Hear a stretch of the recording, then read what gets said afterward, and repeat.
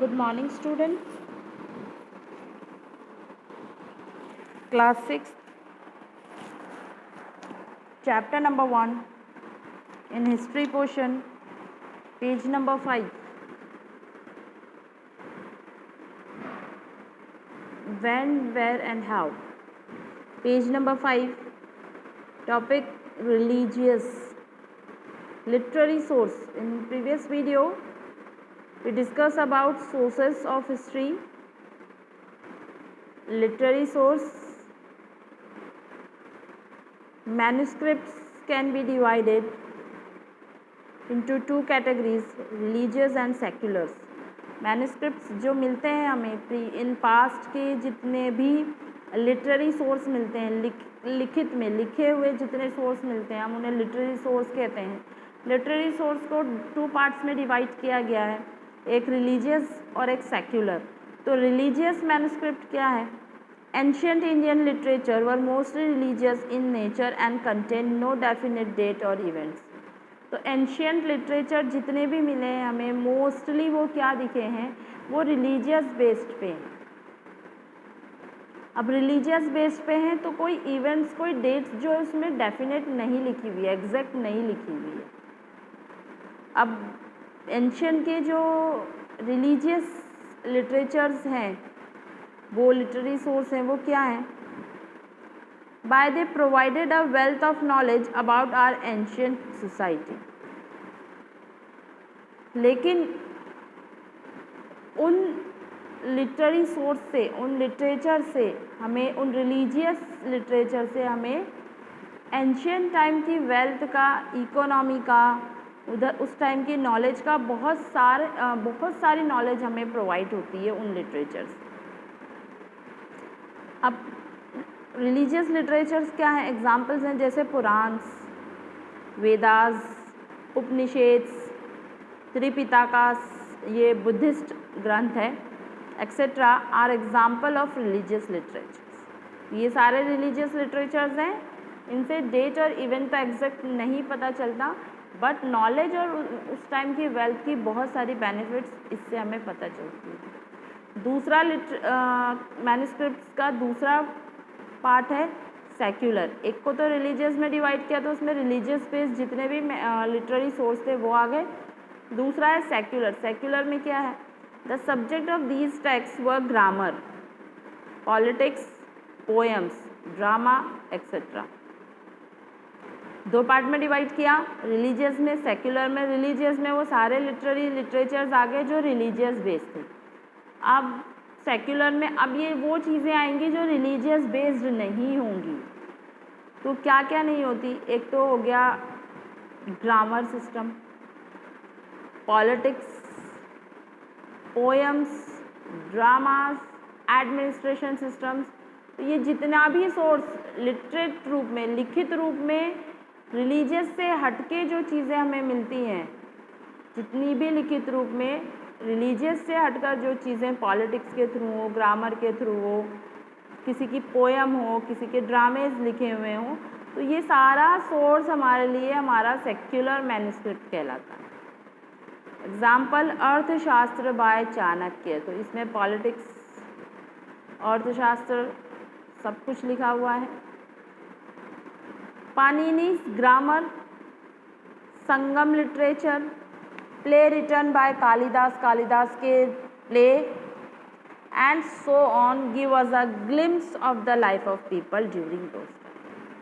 हमें ये clear expression देते हैं ये सेक्युलर सोर्स कि उस टाइम पीपल की लाइफ कैसी होती होगी, क्या उस टाइम पर मुद्दे हैं, क्या कंटेन होता होगा, क्या प्रॉब्लम फेस करते होंगे वो लोग, कैसे नए आइडियाज़ निकल कर आते होंगे. तो ये सारी चीज़ें हमें हमारे लिटरेरी सोर्स के थ्रू पता चल जाती हैं. तो ये देखो पाणिनीज ग्रामर बर्ग बाक मैन्यूस्क्रिप्ट पर लिखी हुई है. Archaeological source. Archaeological is the study of the remain of the past. Archaeology क्या कहलाती है? पास्ट की जो चीज़ें हैं उन पर स्टडी करना आर्कियोलॉजी कहलाती है। चाहे वो कोई भी चीज़ हो, उस पर अगर हम पास्ट की कोई पुरानी चीज़ है, अगर हम उस पर स्टडी कर रहे हैं तो हम आर्कियोलॉजिस्ट हैं। तो हम किसकी स्टडी कर रहे हैं? हम आर्कियोलॉजी की स्टडी कर रहे हैं। Archaeologist dig up the earth to search for the remain of the past buried under it. तो जो आर्कियोलॉजिस्ट होते हैं वो क्या करते हैं? अर्थ को डिग करते हैं, यानी अर्थ की खुदाई करते हैं। क्यों? क्योंकि उन्हें पास्ट की कुछ चीज़ें मिल जाएं जिससे वो एक कनेक्शन जोड़ सकें कि क्या उस टाइम ड्यूरिंग क्या हुआ होगा, लाइफस्टाइल कैसी होगी। Their work help us reconstruct the history of the period when humans did not know how to write.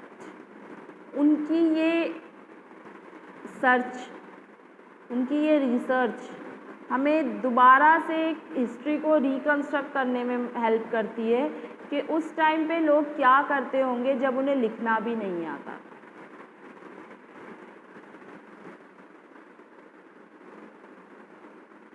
They study about the remains of buildings, pottery, weapons, tools, ornaments, bones, grains, remains of plants, etc.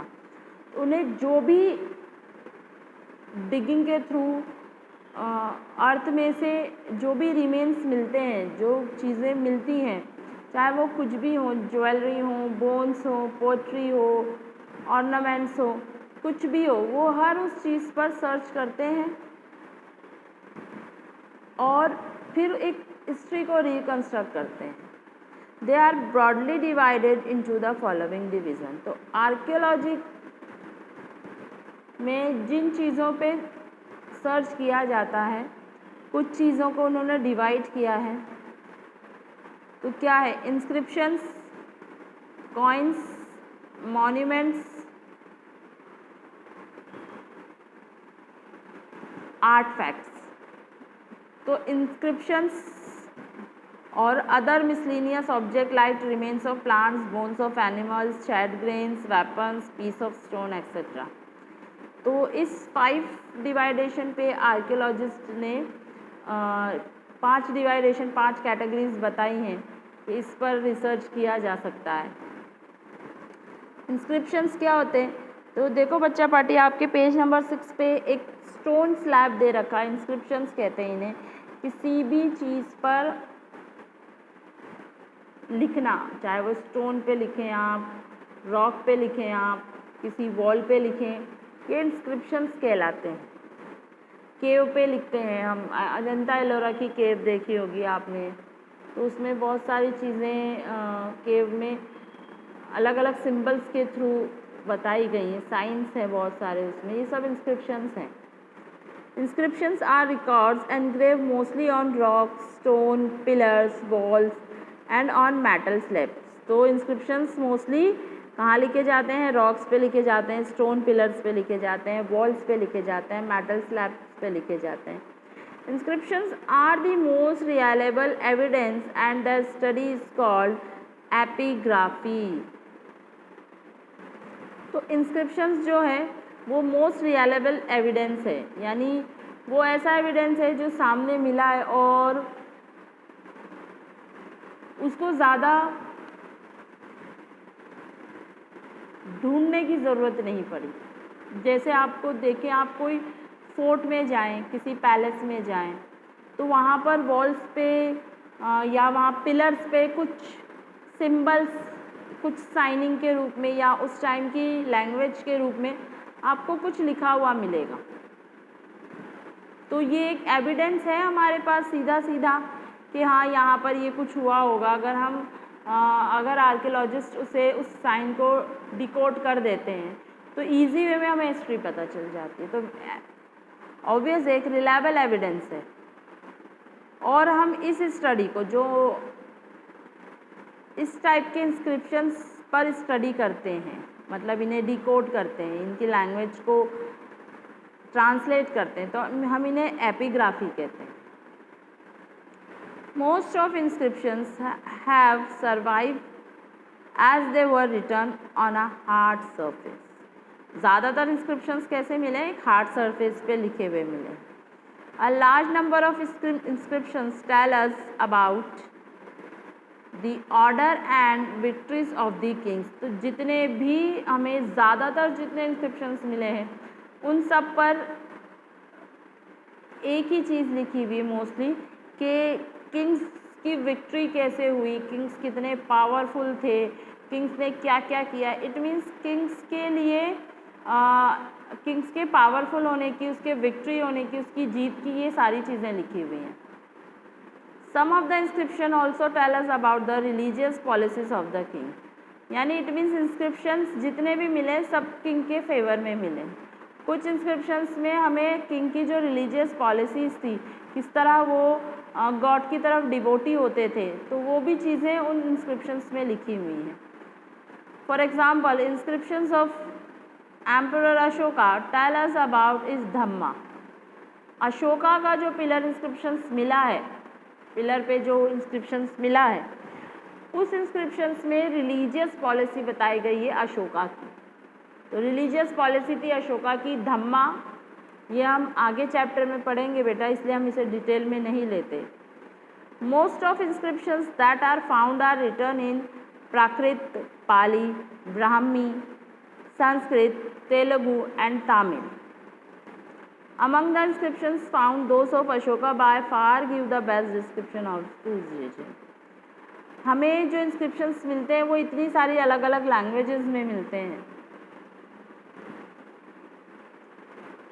और अशोका का जो ये धम्मा system है, जो policy है उसकी, उसने अलग अलग रीजन्स में फैलाई थी इसे। अशोका ने बुद्धिज़्म एक्सेप्ट किया था, तो उन्होंने इसे बहुत स्प्रेड किया अलग अलग जगहों पर।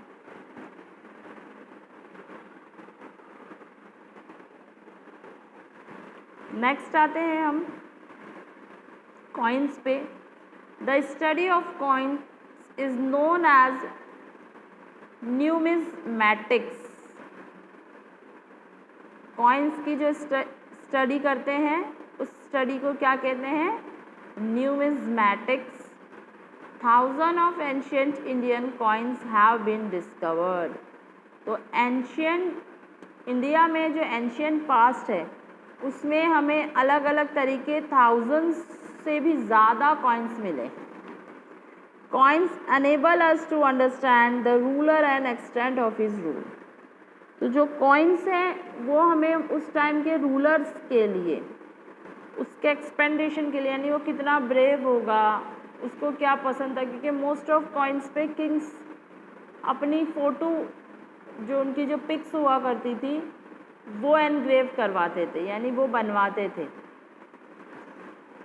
किसी किंग को अगर म्यूज़िक पसंद होता था तो वो वीणा के साथ इंस्क्रप्ट होते थे कॉइन के ऊपर। अलग अलग साइंस हमें कॉइन्स पे दिखती थी। Some of the coins are inscribed with dates और the image of the king. कुछ कॉइन्स हमें किंग की इमेज और डेट्स के साथ मिले हैं लिखे हुए। हमारे भी आपने कॉइन्स देखे ना, इंडियन कॉइन्स देखते हैं आप, 1 रुपये के, 2 रुपये के, 5 रुपये के, नीचे ईयर लिखा हुआ होता है।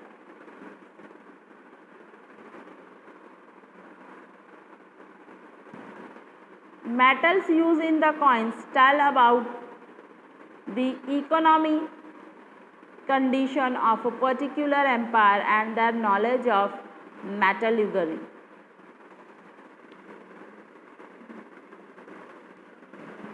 It means कि जितने भी कॉइन्स हैं वो उनकी जो मेटल सिस्टम हुआ करता था, वो जिस मेटल के हुआ करते थे, चाहे वो गोल्ड के हों, सिल्वर के हों, पहले तो वो किंग की इकोनॉमिक कंडीशन शो करते थे कि किंग कितना रिच हुआ करता होगा। दूसरा, अगर कोई न्यू मेटल उसके किंगडम से प्रोवाइड होती है तो हमें वहाँ के ये पता चलता है कि वो जो किंग है, उसका जो एम्पायर है, उसकी नॉलेज ऑफ मेटलर्जी कितनी अच्छी है। यानी न्यू कॉन्सेप्ट उसने किसी मेटल का इवेंट किया है, न्यू कॉन्सेप्ट उसने किसी मेटल को निकाला है, इन्वेंशन किया है, तो उसकी मेटलर्जी कितनी अच्छी है। For example, in one of the gold coins king Samudragupta is shown playing a Veena which show his interest in music. तो एक समुद्रगुप्त थे, गुप्ता डायनेस्टी के, उन्हें म्यूज़िक का शौक़ था। और ये चीज़ हमें कैसे पता चली कि उन्हें म्यूज़िक में इंटरेस्ट था, क्योंकि उनके टाइम के जो कॉइन्स हमें मिले हैं उन कॉइन्स पे समुद्रगुप्त की इमेज है जो वीणा प्ले करते हुए दिख रही। इट मीन्स वो म्यूज़िक में इंटरेस्ट रखते।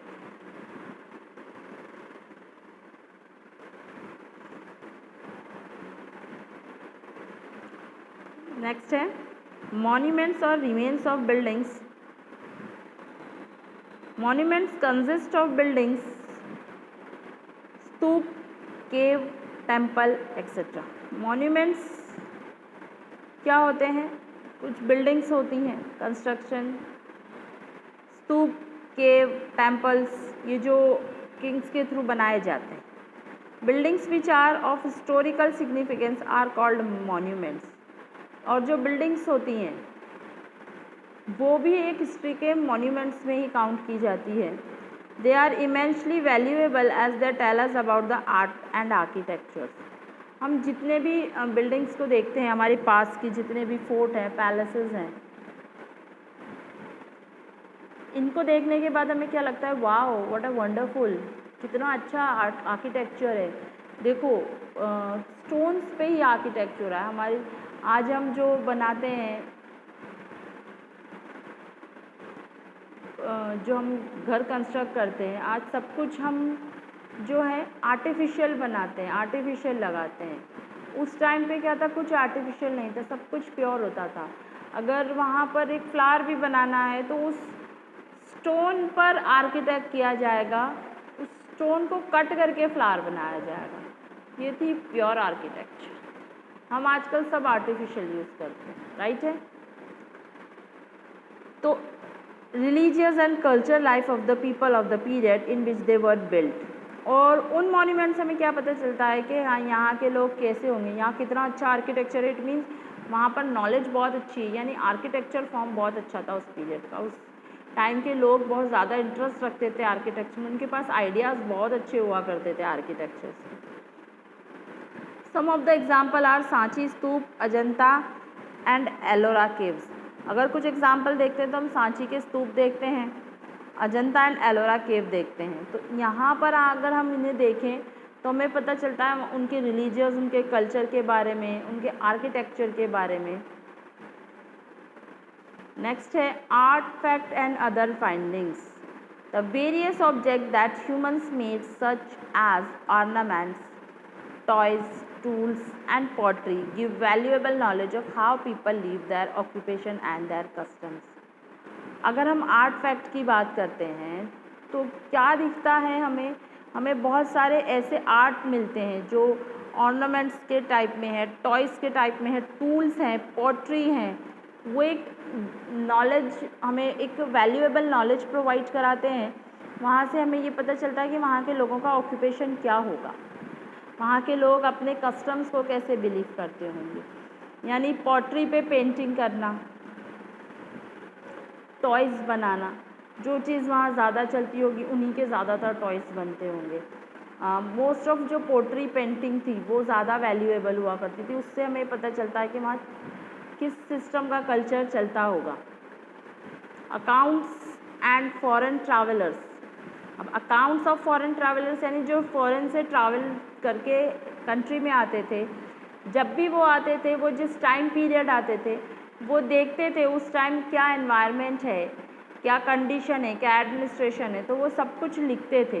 तो उनके थ्रू जो रिकॉर्ड्स प्रिजर्व किए गए हैं वो हमारे लिए भी एक सोर्स ऑफ हिस्ट्री है।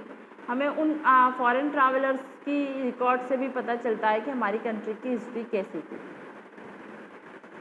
A great deal of our knowledge of ancient Indian history is supplemented by the writing of travelers.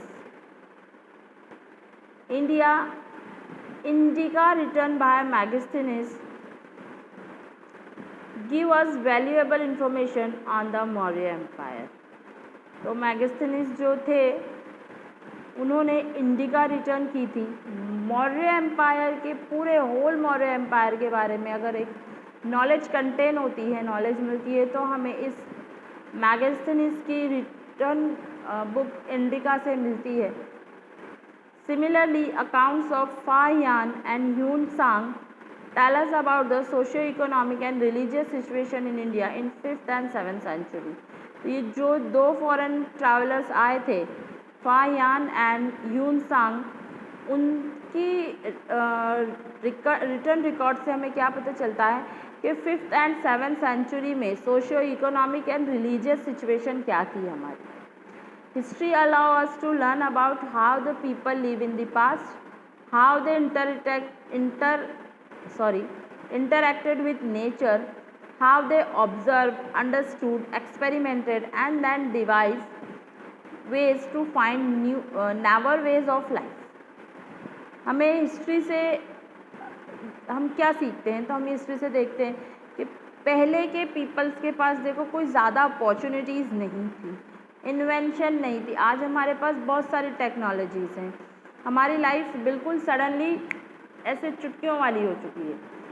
Button on किया, सब कुछ सॉल्व है, राइट है ना। उस टाइम नहीं था, उनकी जो लाइफ थी वो बहुत ज़्यादा चैलेंजेस थी, उन्हें हर चीज़ की एक इन्वेंशन करनी थी, उन्हें हर चीज़ के लिए बहुत ही सफ़र करना पड़ा, चैलेंजेस लेने पड़े। तो वो कैसे रहे पास्ट में, उन्होंने नेचर के साथ कैसे इंटरेक्ट किया। आज हमारे पास नेचर से इंटरेक्ट करने के लिए बहुत कुछ है। बारिश आती है, हम घर में रहते हैं, हमारे खुद के शेल्टर्स हैं, हम गर्मी, बारिश, सर्दी सबसे प्रोटेक्ट हो सकते हैं। उनके लिए ये चैलेंजेस थे कि वो किस तरह तीनों ही सीज़न में अपने आप को प्रोटेक्ट करें। How to they protect? It encourages us to examine and question the knowledge that we have gained. The study of history makes us understand our present better in a manner that we do not repeat past mistakes। और हमें history की learn करने से, उसकी study करने से एक चीज़ और पता चलती कि हम जो प्रेजेंट में जी रहे हैं, हम हमारी लाइफ को और भी ज़्यादा सेटल डाउन कर सकते हैं, हम और भी ज़्यादा अपॉर्चुनिटीज़ के साथ डेवलपमेंट कर सकते हैं, क्योंकि हम हिस्ट्री पढ़ रहे हैं, हम हिस्ट्री को स्टडी कर रहे हैं। तो जो पास्ट में मिस्टेक्स हुई थी वो हम दोबारा नहीं दोहराएंगे। तो हमें पता है, क्योंकि हम हिस्ट्री को रिकन्स्ट्रक्ट कर चुके हैं, तो हमें ये नॉलेज है कि हमारे पास्ट में, हमारे एंसेस्टर्स ने, हमारे एंशिएंट पास्ट में क्या मिस्टेक्स हुई थी, हम उस मिस्टेक्स को नहीं दोहराएंगे। Okay, so chapter has been done. Thank you.